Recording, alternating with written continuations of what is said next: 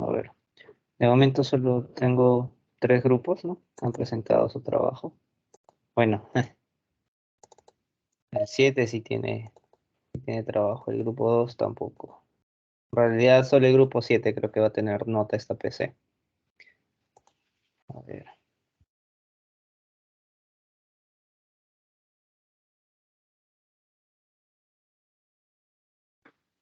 Y ya a ver. Bueno, la clase del día de hoy, lo que vamos a revisar son los modelos de variables dependientes binarias, que vendrían a ser básicamente un modelo que predice probabilidades, ¿no? Los modelos que vamos a revisar hoy con más detalles son estos dos, el modelo Pro y el modelo Logic, pero también vamos a revisar el modelo de probabilidad lineal, que básicamente es correr un MCO nada más con las variables que tenemos, ¿no? En la carpeta que les compartí está el material que vamos a utilizar el día de hoy, que al igual que la sesión pasada, la última sesión de clase que tuvimos se va a basar en el trabajo de la profesora Anika Chova. Y adicional a ello estoy colocando también la base de datos que vamos a analizar el día de hoy, que es sobre empleo de mujeres, y el DoFile, ¿no? Que vamos a utilizar también durante la clase. Entonces, a ver, la agenda, por así decirlo, vamos a revisar primero el modelo el modelo de probabilidad lineal, que como les expliqué es simplemente correr un MCO con los datos que tenemos, ¿no? Le vamos a revisar el por qué no es bueno utilizar ese modelo, a pesar de ciertas ventajas que incluye, y por qué deben reemplazarse por la estimación del modelo Probidologic, ¿no? Vamos a ver las diferencias de ambos modelos, también las similitudes, las ventajas que tienen sobre el modelo de probabilidad lineal, y luego vamos a ver el método de estimación de estos modelos, que es por máxima verosimilitud, ¿no? Luego vamos a chequear la interpretación de los coeficientes, o más bien o en qué forma no se deben interpretar los coeficientes que te arroja el modelo Logi y Probit. Y luego vamos a chequear la probabilidad predicha por estos modelos, tanto Probit, Logi como lineal, ¿no?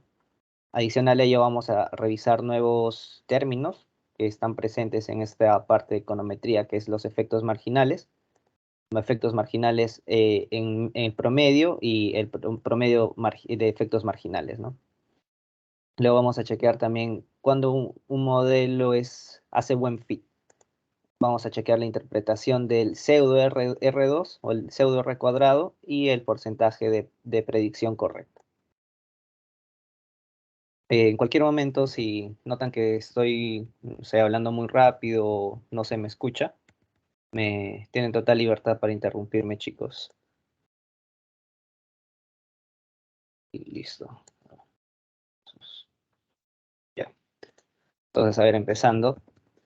El término de variable independiente binaria simplemente hace referencia cuando tenemos un modelo en el que nuestra variable y, o sea, la variable endógena, la variable dependiente, simplemente toma dos valores, ¿no? En el resultado, que viene a ser 0 o 1.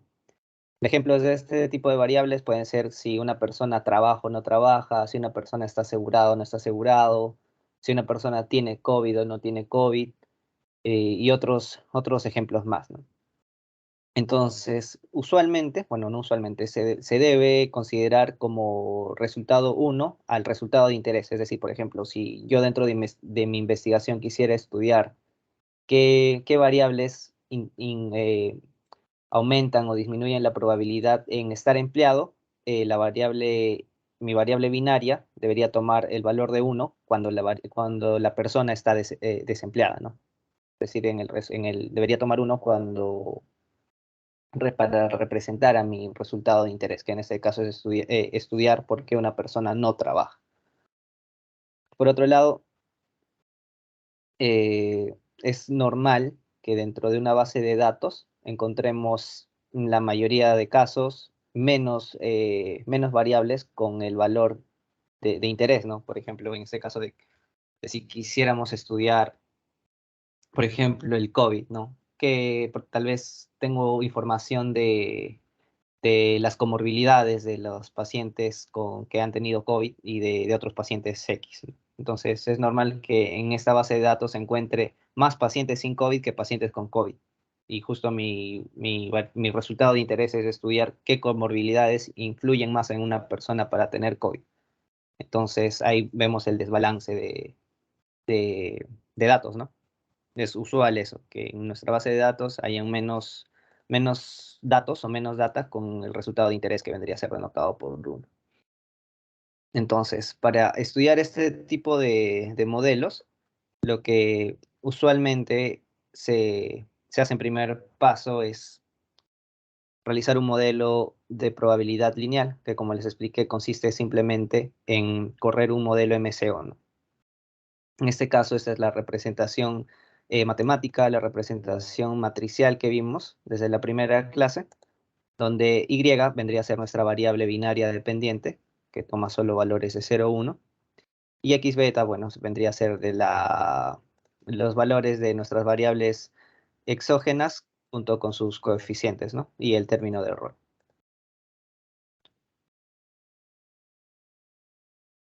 En este caso, como estamos tratando con con una variable que solo toma dos valores, al momento de tratar, o bueno, al momento de calcular el valor predicho de nuestra variable endógena, esta va a terminar resultando ser la probabilidad de que esa variable tome el valor de 1, ¿no?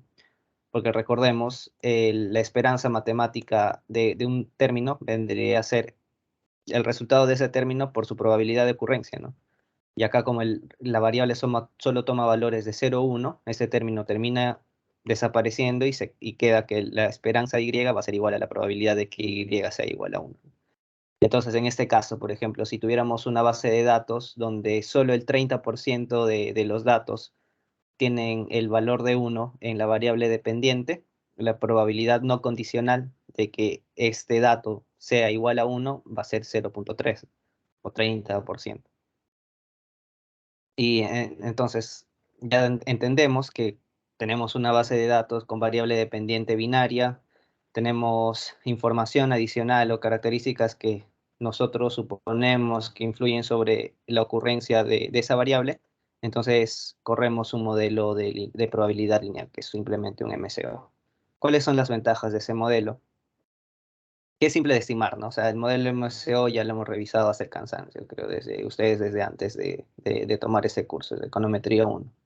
Es simple de estimar, es simple de interpretar el resultado también, ¿no? Sus coeficientes terminan siendo los efectos marginales, ¿no? Y aparte que también los coeficientes o las predicciones usualmente son buenas, ¿sí? No siempre, pero las desventajas de utilizar este tipo de modelos es que hay casos, o sea, en los que no hace un buen fit de la data. Esto porque el modelo de probabilidad lineal no restringe, ¿no?, las bandas en las que debería caer una probabilidad justamente que va de 0 a 1. Cuando calculas probabilidades usando este modelo, pueden salir resultados que que no son verídicos, ¿no? Como una probabilidad negativa, por ejemplo. Entonces, además de ello, también este modelo tiene la presencia de heterozadisticidad, porque al final las probabilidades que nosotros calculamos no terminan siendo probabilidades no condicionales, sino que están condicionadas al valor de x, y como nuestra variable x es variable, entonces va a tener un problema de heterozadisticidad nuestro modelo. Entonces, ¿qué deberíamos utilizar frente a este problema? Y aquí surgen los dos modelos que vamos a revisar el día de hoy, que es el modelo Probit y el modelo Logit. Estos modelos se diferencian del modelo de probabilidad lineal porque ya son no lineales en probabilidades. El modelo de probabilidad lineal, como utiliza un MCO, simplemente estima la probabilidad como una función lineal de la variable independiente, ¿no? Que vendría a ser esto. E de Y, que es igual a probabilidad de que Y sea igual a 1, va a ser igual a los coeficientes multiplicados por sus variables endógenas, ¿no? Y su representación matricial vendría a ser esta, X beta.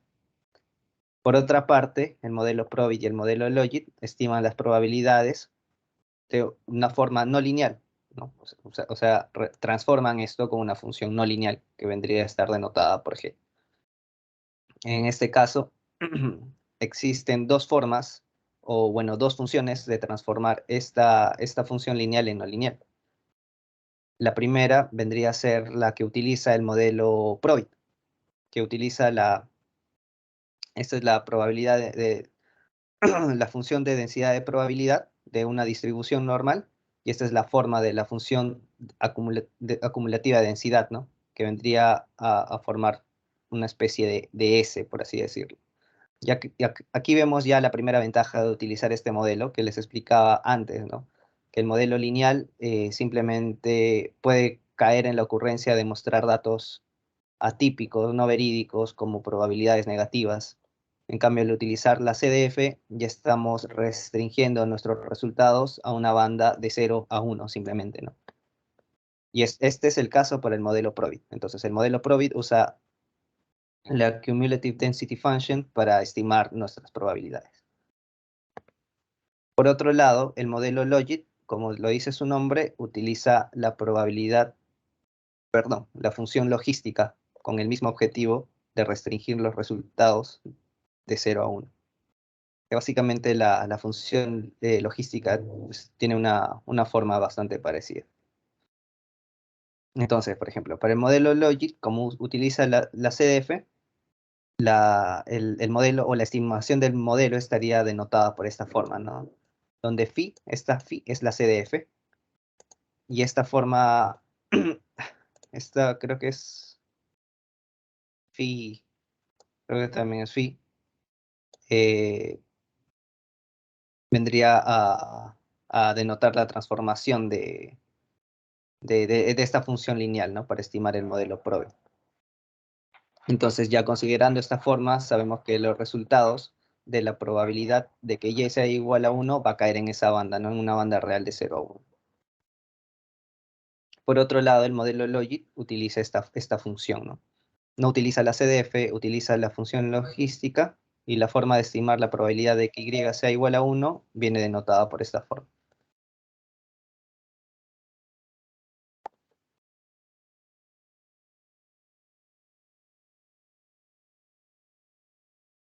Por otro lado, la forma o el método de estimación de ambos modelos ocurre dentro de un proceso de maximización, que es la maximización de la función de máxima verosimilitud, ¿no? A diferencia del modelo de probabilidad lineal, que es MCO, por su mismo nombre recordarán que es mínimos cuadrados ordinarios. Entonces, para estimar los coeficientes de este modelo, nosotros recurrimos a un proceso de minimización.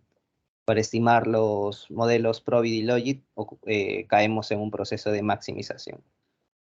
Entonces, como ya conocemos las funciones de transformación, bueno, la función no lineal para estimar los parámetros, en un caso es la CDF, en otro caso es la función logística, calculamos la función de máxima verosimilitud para ambos casos, ¿no? Aquí el término likelihood, si lo traducen, es lo mismo, es probabilidad. Y la función de probabilidad o la likelihood function, aunque parezca un poco tricky, simplemente lo que te dice es que sea cual sea el término que termine tomando y, te va a predecir o te va a dar como resultado la probabilidad de ocurrencia de ese término en el que estás escogiendo, ¿no? Por ejemplo, si y es igual a 1, termina siendo la probabilidad de que y sea igual a 1. Y si y toma el valor de 0, el resultado de la likelihood function va a ser la probabilidad de que y sea igual a 0. Eso es básicamente lo que te dice la likelihood function. Entonces, como ya habrán visto este método en sus clases de estadística también, lo que se hace es tomar logaritmos a la suma de la función de máxima verosimilitud de todos los términos, ¿no? De todas las observaciones, sí. Y luego los coeficientes son tomados o son obtenidos como una maximización justamente de esa función que forma, ¿no?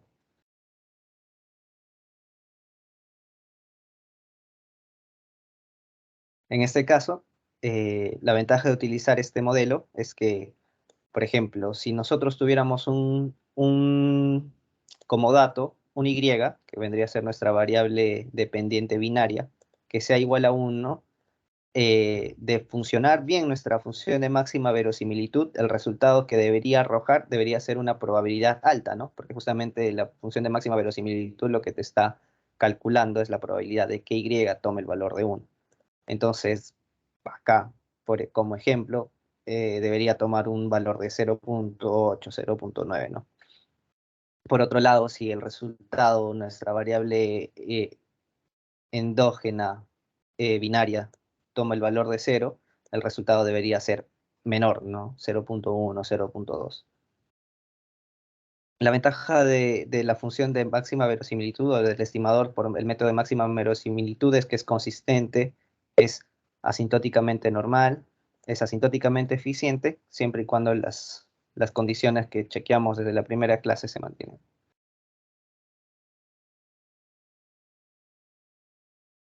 Aquí está lo que les explicaba de que la diferencia en el método de estimación de ambos modelos, ¿no? ProbitLogit maximiza el modelo de probabilidad lineal, que es un OLS, es un proceso de minimización. Aquí está el ejemplo que vamos a chequear en unos momentos, que vamos a estudiar qué variables afectan más a que una mujer pertenezca a la fuerza laboral o no, ¿no? En este caso, la variable INLF es una variable binaria que toma el valor de 0,1 cuando la mujer pertenece o no a la fuerza laboral. NWIF es cuando la mujer no percibe ingresos como esposa. Kids es el número de hijos, ¿no? Menores a 6 años que tiene en casa la usuaria o el individuo dentro de esta base de datos, ¿no? Aquí haciendo un summarize vemos que el 57% de las mujeres pertenecen a la fuerza laboral, ¿no? Esta vendría a ser nuestra probabilidad no condicional. Es decir, que el 43% de los datos dentro de esta base de datos corresponderían a mujeres que están fuera de la fuerza laboral, ¿no? Que no participan del mercado. En esta parte lo que vemos son los coeficientes estimados ya luego de aplicar los modelos. LPM vendría a ser el modelo de probabilidad lineal, el modelo Probit, el modelo Logit. Aquí están, esta es la variable, ¿no? Nuestra variable binaria dependiente. Y aquí están nuestras variables exógenas.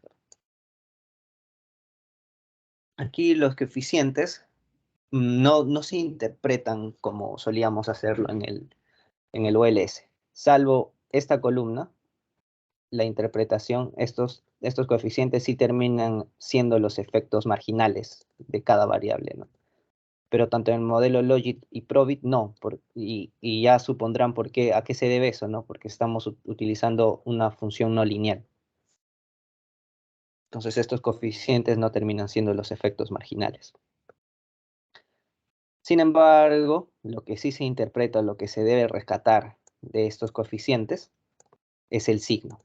Entonces, por ejemplo, esto que es wife income, o sea, si dispone ingresos por ser esposa, que supondría ser que la persona sea una ama de casa, por así decirlo, influye negativamente en que la mujer efectivamente pertenezca a la fuerza laboral, ¿no? Por otro lado, la variable de educación, ¿no?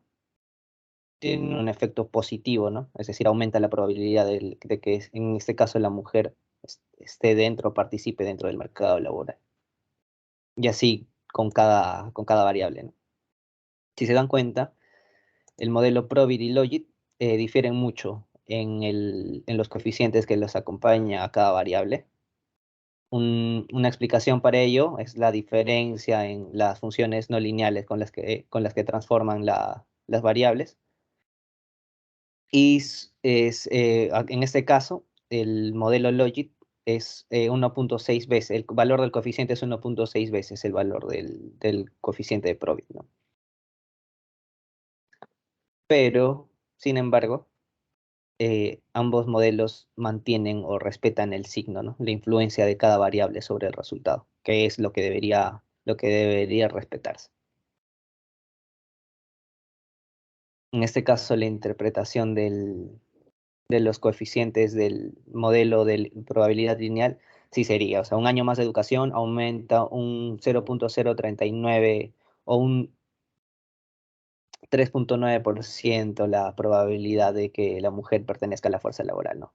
O o tener hijos menores a 6 años en casa, o tener un hijo menor a 6 años en casa, reduce la probabilidad en 27.5% de pertenecer a la fuerza laboral, ¿no? Por así decirlo. Esa es la interpretación de esta columna.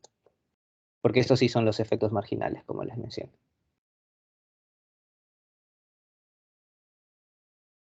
Luego de haber estimado los modelos, lo que deberíamos hacer para testear el fit de nuestro modelo Provid Logit es calcular los valores predichos, ¿no? Porque así vamos a reconocer qué tan bueno es nuestro modelo interpretando los datos y arrojándonos un resultado, ¿no? Básicamente esto es lo que hacen los modelos o los algoritmos de Machine Learning hasta ahora, ¿no? Por ejemplo, utilizan la función logística también, al menos los modelos no supervisados, algunos de ellos utilizan perdón, los modelos supervisados utilizan la función logística para realizar esa predicción.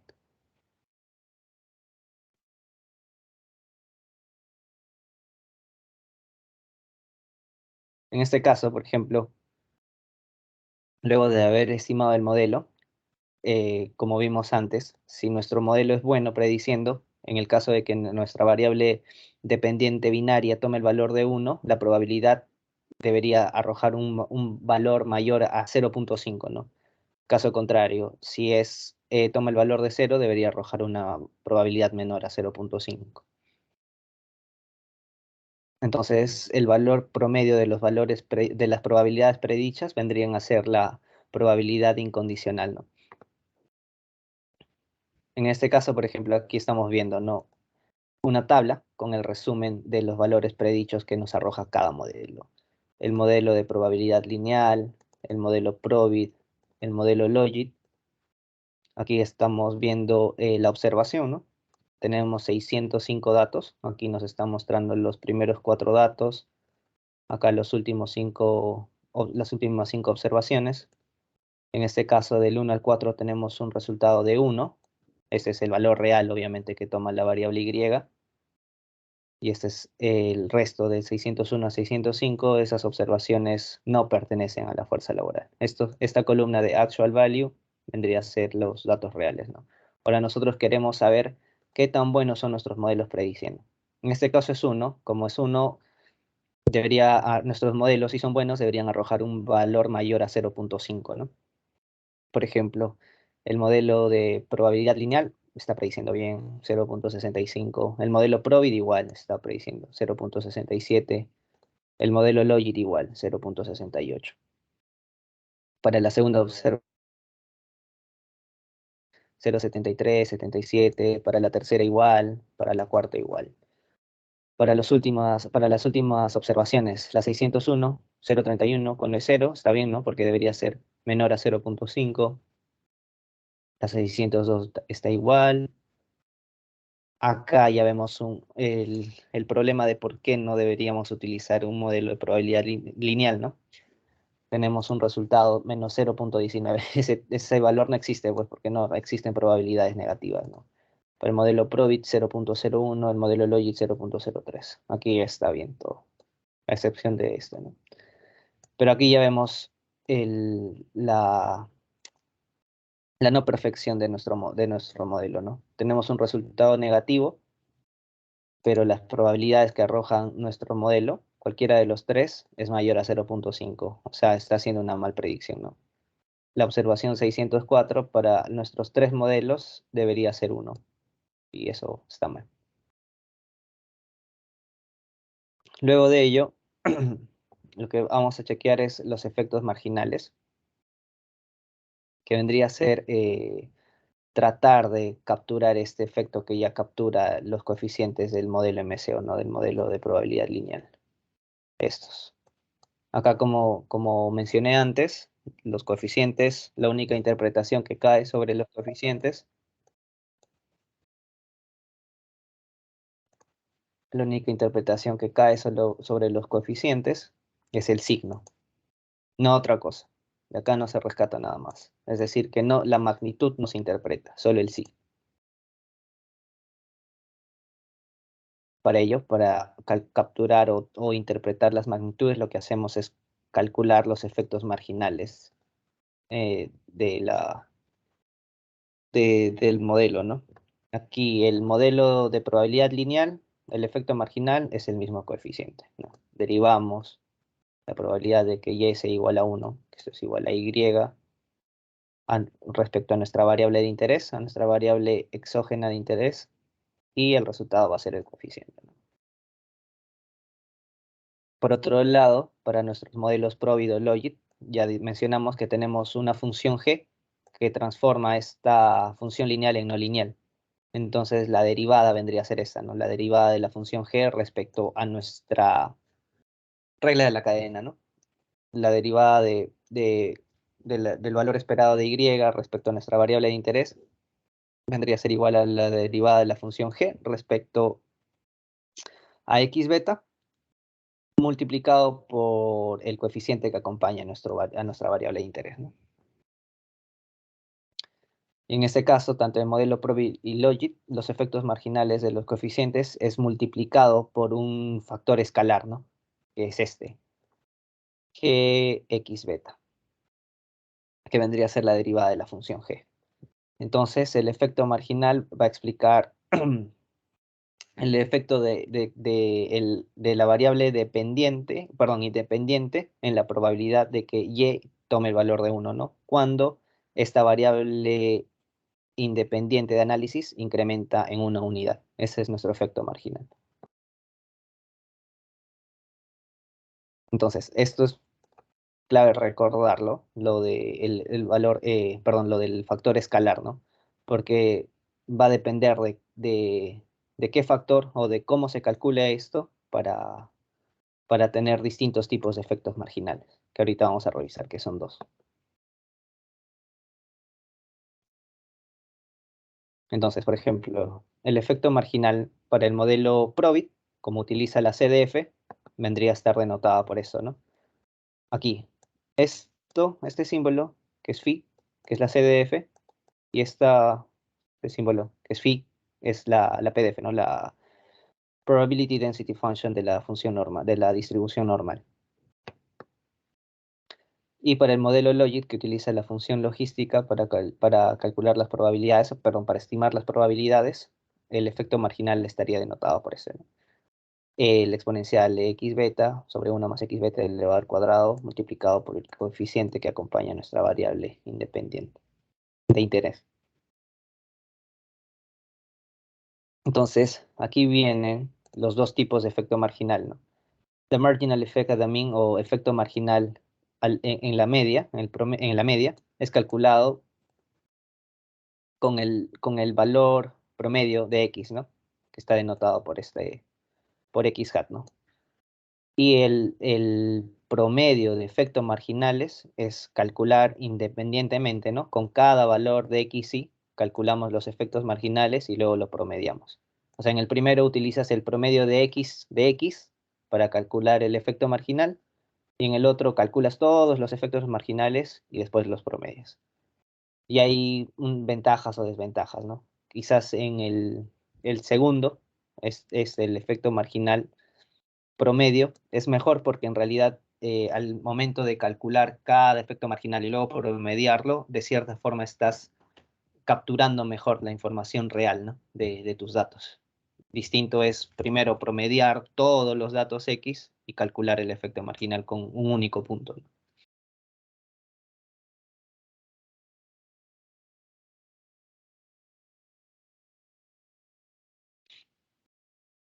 Aquí, por ejemplo, hay un ejemplo. Si nuestro modelo es este, ¿no? El modelo, la esperanza de Y, que es igual a la probabilidad de que Y sea igual a 1, es igual a esta función no lineal, con una variable independiente, una dummy, ¿no? que está tomando el valor de 0,1, el efecto marginal de esa variable va a ser calculado de esta forma, ¿no? G multiplicado por beta 0 más beta 1 por 1, ¿no? Que vendría a ser el valor que acompaña, menos G por beta 0 más beta 1 multiplicado por 0, ¿no? Entonces, en este caso, por ejemplo, el efecto marginal de esa dummy, de esta variable de 1, sería la diferencia entre las probabilidades condicionales, ¿no? La probabilidad de que y sea igual a 1 cuando esta variable, esta dummy, tome el valor de 1, menos la probabilidad de que y sea igual a 1 cuando esa dummy tome el valor de 0. Ese es el ejemplo que coloco. Ahora, aquí estamos revisando otra tabla, ¿no? Estos no son coeficientes, estos son efectos marginales. Acá ya no incluimos el modelo de probabilidad lineal que vimos antes, porque como les expliqué, salvo esta columna de las tres, esta que dice el EPM, los coeficientes sí se interpretan, ¿no? Estos coeficientes ya vienen a ser los efectos marginales de cada variable.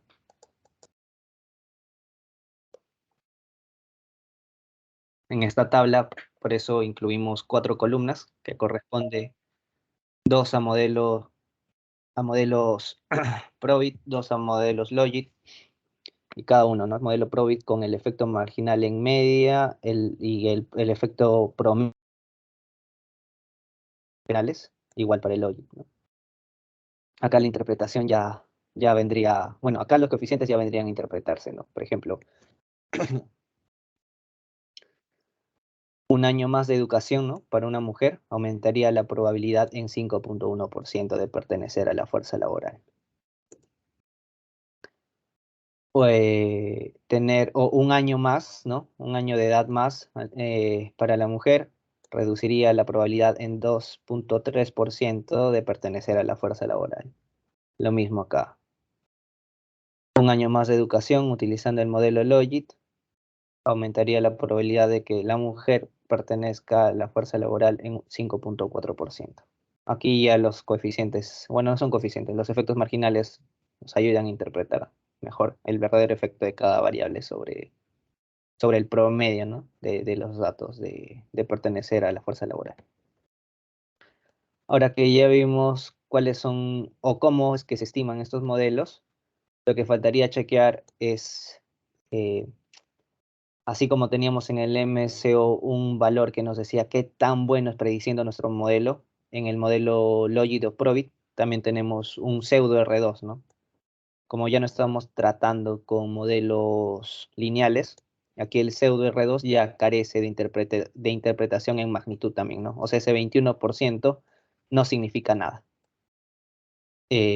Como sí significaba el R cuadrado en el modelo MCO, ¿no? Que básicamente, por ejemplo, si teníamos un R2 de 0,78, querría decir que nuestro modelo explica el 78% de la varianza de los datos, ¿no? O explica el 78% de mi variable dependiente. En este caso, no.